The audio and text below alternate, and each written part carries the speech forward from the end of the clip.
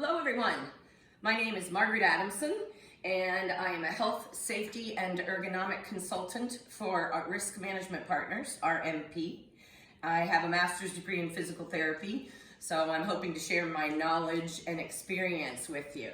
Now in a previous video, I talked to you about how to prevent injuries in the spine, you have to maintain the natural curves in the spine. It's not straight. Curves in at the low back, out at the mid back, in again at the neck. You maintain those curves, then you're protecting the disc. So that's why we ask you to squat. Use those legs, don't use your back, but it's all about keeping the curves in your back.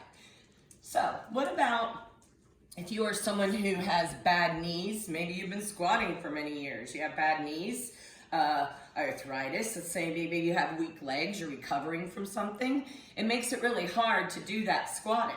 So I have an alternative for you. There's other ways that you can bend forward with your spine and not bend the actual spine. It's called a hip hinge.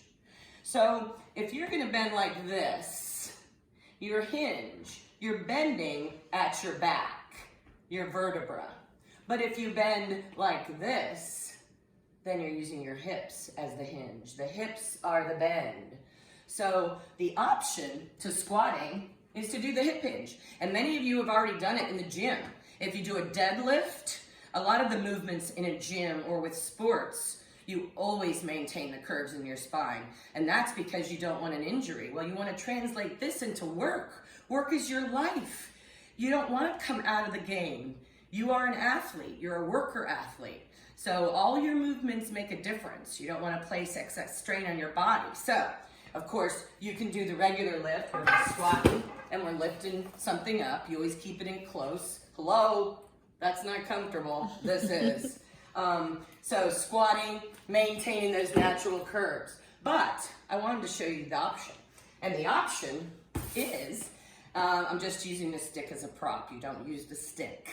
But you can use it to train yourself. So I want this stick to be on my upper back and on my butt. And my head would be nice too.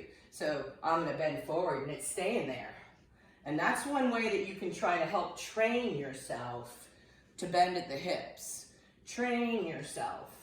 Maybe it's when you're brushing your teeth in the morning, or maybe it's when you're washing dishes and you have to do a slight bend forward.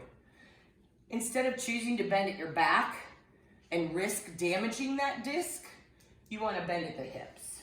So start bending at your hips, start hip hinging, and hopefully that back, your spine, is going to last many more years for you, because as a worker, I'm guessing that you're not retiring at 35 or at 45. So we have many more years with this same body. So the less strain you place on it, the longer it should last.